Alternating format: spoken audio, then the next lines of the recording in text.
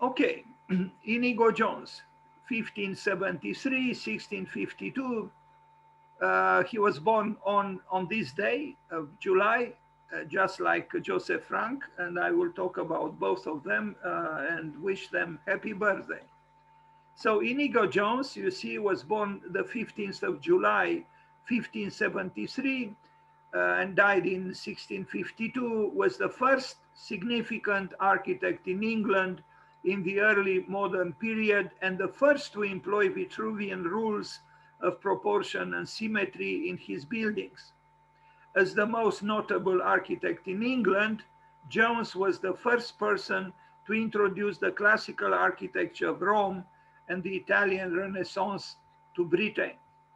He left his mark on London by his design of single buildings, such as the Queen's House, which is the first building in England designed in a pure classical style, and the Banqueting House, Whitehall, as well as the layout for Covent Garden Square, which became a model for future developments in the West End.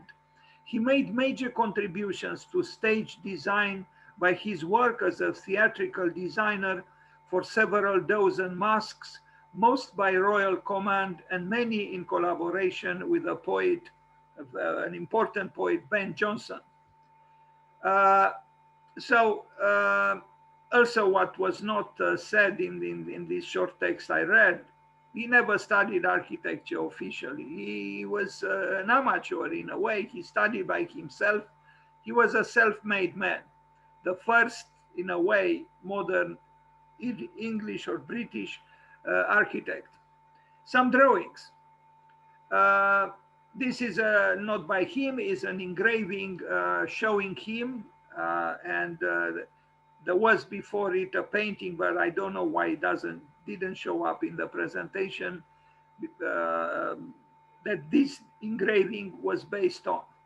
I guess, you know, he looked kind of like this, as a wild man in a way. Okay, so I show some of his sketches, some of his drawings from a long time ago now, more than 450 years ago.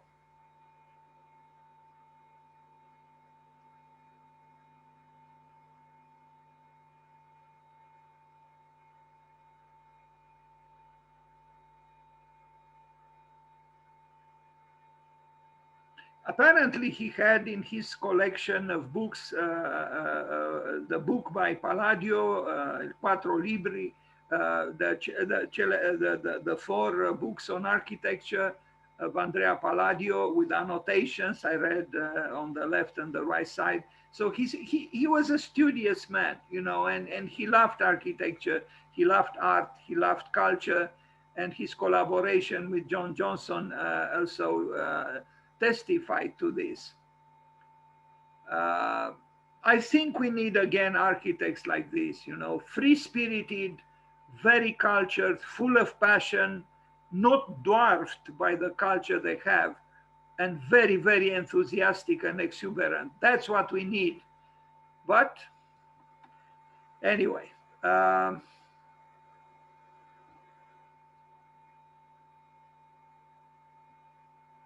I'm sorry for the resolution for some of these pictures. This is just, you know, a bidimensional introduction to his works. He had, you know, many interests, and his involvement with theater it was particularly intense. So he did many stage designs. From what I understood, Johnson actually they had kind of a tumultuous relationship, the poet and the architect. The poet apparently even ridiculed Jones. I don't know exactly why, but there was envy. There was, who knows, the two creators, both excellent, but you know, the fight of the egos sometimes takes over.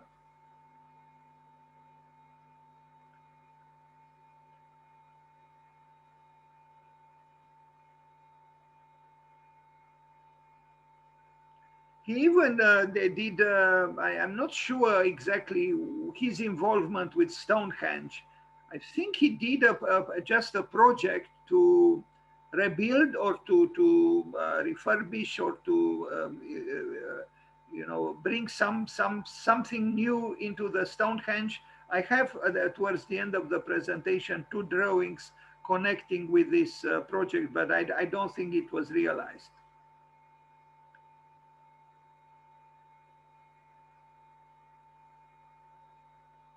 Well, in the text I read, it was mentioned that he brought to England Vitruvius, but more than Vitruvius, he brought to England Palladio.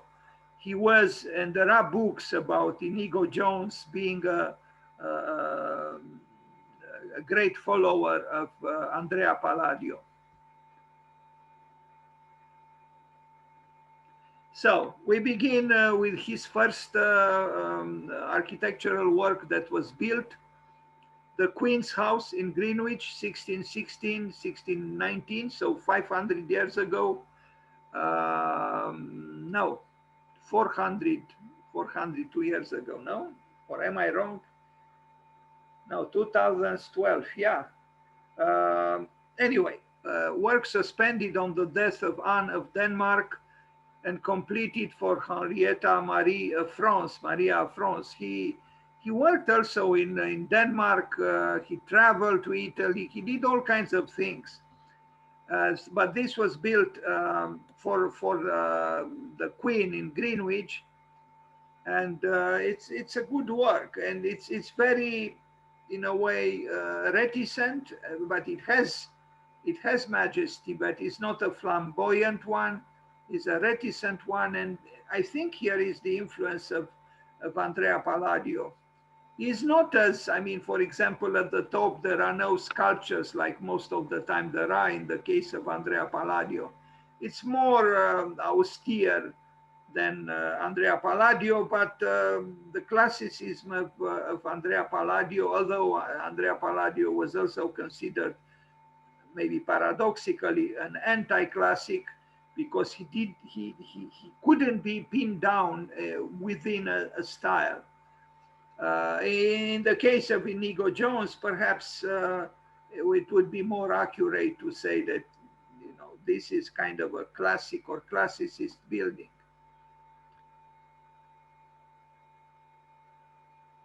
So Inigo Jones, 400 years ago.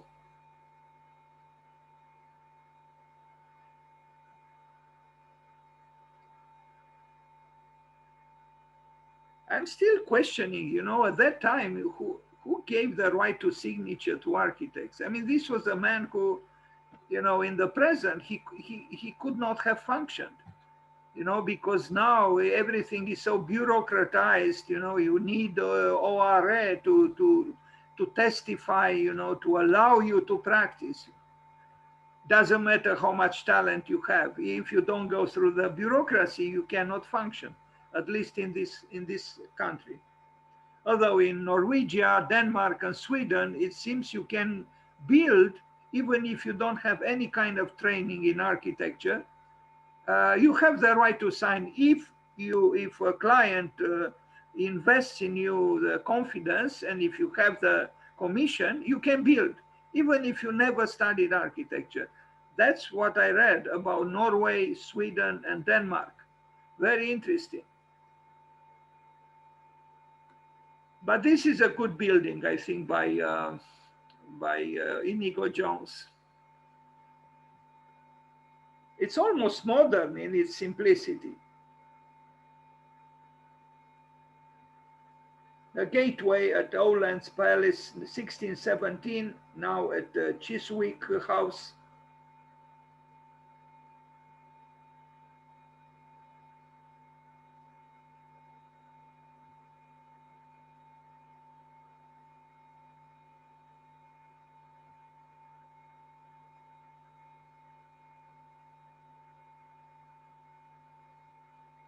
Banqueting House, Whitehall, 1619, 1622. This is in London. As you can see, there are differences between buildings built within the city and buildings built outside of the city. This is very urban.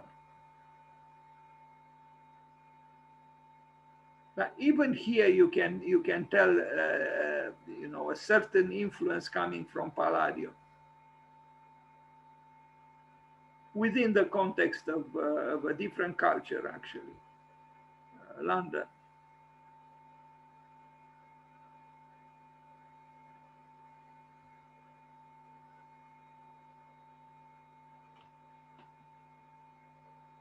I think this one has the ceiling is painted by Rubens, the great Flemish painter.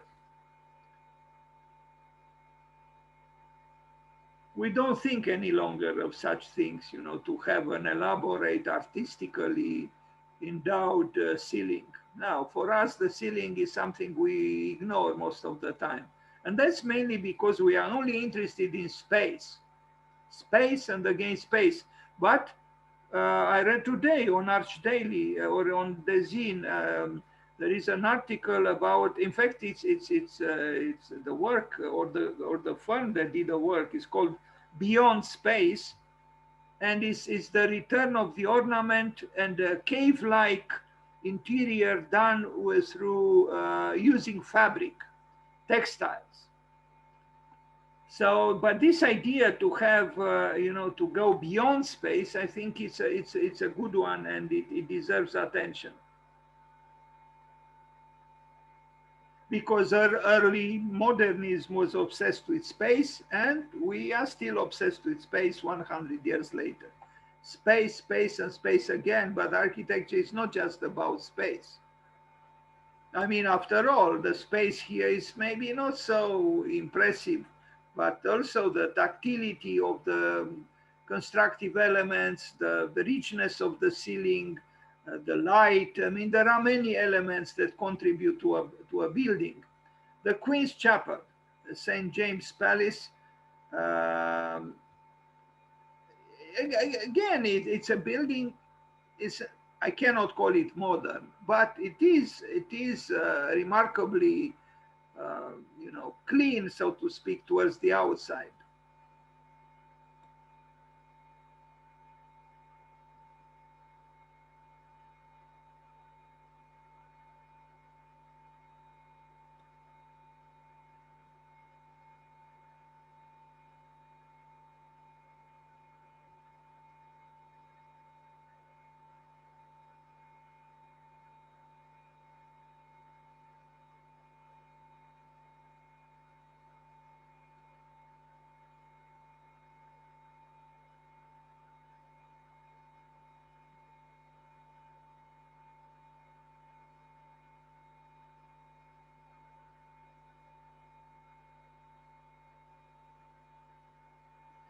Now, this is a very nice work. Covent Garden, unfortunately, only the church survives. So houses on the north and east side, as well as St. Paul's. Covent Garden on the west, from 1631, 1637. Only the church survives, but I think it's a very, very interesting church, very primal, archetypal almost. Is It's a temple-like facade. It has the facade of a temple in a way, but it moves me. It has the power to communicate its age. You know, almost 400 years ago it was built, and I like it is a Ur architecture. It's a primordial architecture. It's yeah, archetypal. This is the back. I like the front facade.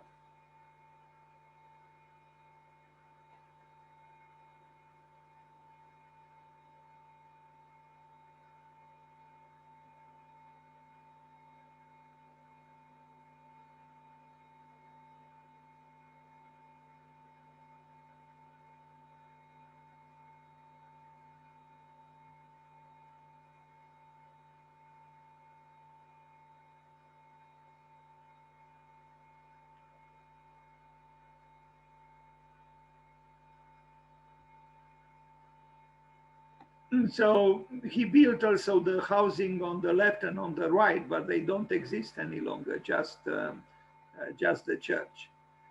Now, a screen from Winchester Cathedral, removed by the Dean in 1820, and its central portion is now found in the Museum of Archaeology and Anthropology in Cambridge, incorporated into the building as an architectural feature. So he designed this. A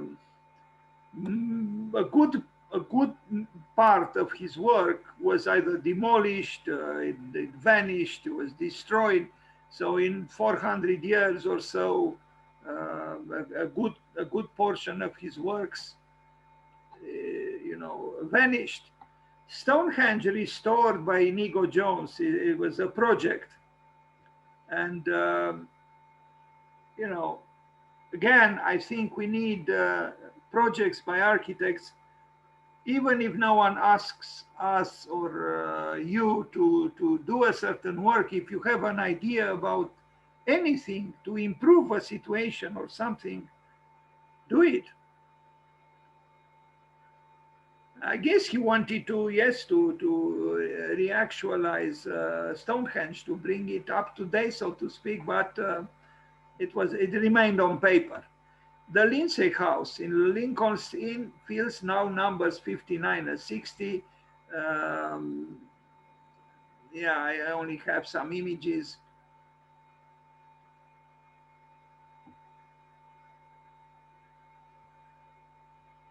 London. This was refurbished. The Milton Manor House, Milton in Oxfordshire. So again, Inigo Jones.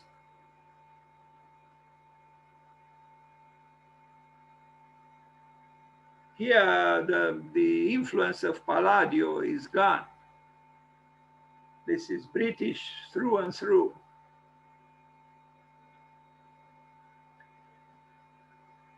Another work called The House, but it's a big house. It's a monumental house.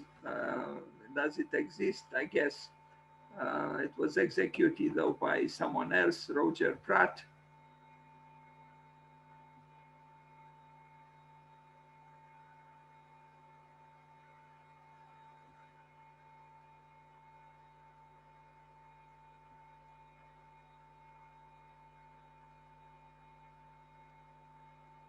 Not everything perhaps is great, like this decoration here, it's a little bit, I don't know, predictable, but who knows? Maybe he didn't even do that. Maybe it was a late intervention.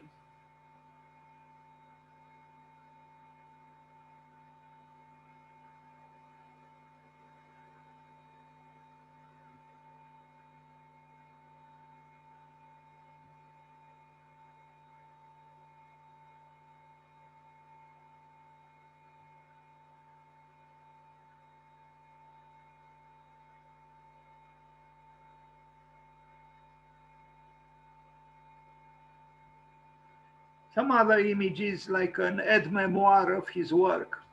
So the Banqueting House, Whitehall, which we already saw, in London,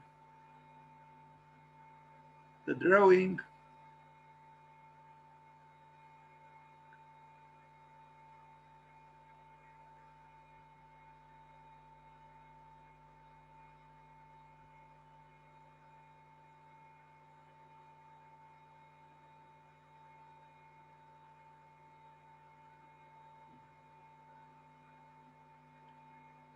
Interior looking north, the same building.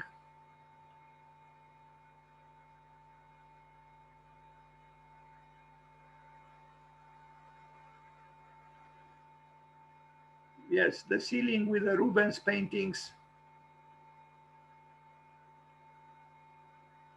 So it wasn't just Michelangelo who suspended himself from the ceiling at the Sistine Chapel. Here, Rubens also had many collaborators. I don't know if he himself did that, but anyway, it is his work. It is considered as being his work. Designed to rebuild Whitehall Palace. Sorry for the resolution. It was not done actually. The west front nave and transepts of old St. Paul's Cathedral, as remodeled by Jones, but St. Paul Cathedral was built by Sir Christopher Wren, another amateur, so to speak. He never studied architecture, but he built about 40 churches in London and many other buildings, including St. Paul, the most important cathedral in London. And Inigo Jones worked for him. North Front, the Queen's House in Greenwich, we already saw this building, but mainly from the other side. The South Front, this is what we saw.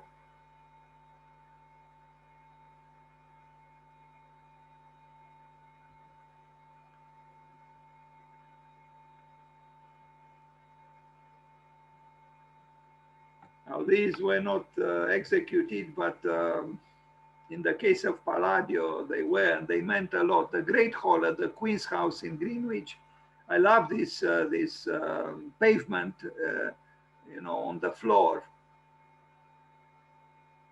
in stone, of course.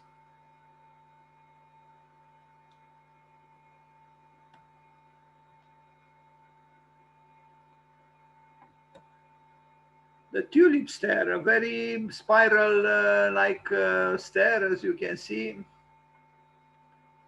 Still impressive, you know, by the standards of today.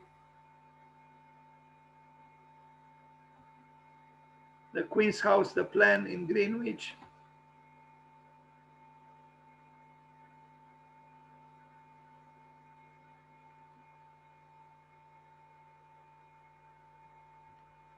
Covent Garden, we saw it, but here is a painting with a church that still exists, which you saw, and this, in my opinion, this is the best building by him, as far as I can tell. Here it is, with the glory of its age.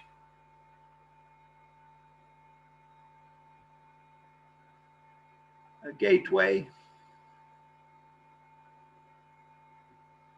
Wilton House. It's a palace, not quite a house, but the Rolls Chapel and Rolls House, now part of Morgan Library at King's College in London. Interesting design, but I didn't see pictures of it. This is you know, graphic work, but interesting facade. A little strange, I would say, but interesting. The Queen's Chapel we saw. We're approaching the end of the presentation on Inigo Jones. The Stoke Park, which was attributed to him, and I think this is the last image of this introduction into the work of Inigo Jones. Interesting, the buildings. I don't know if he worked just on the park or on the buildings as well, but in both cases, both the park and the garden, I mean the garden and the park and the buildings seem to be interesting.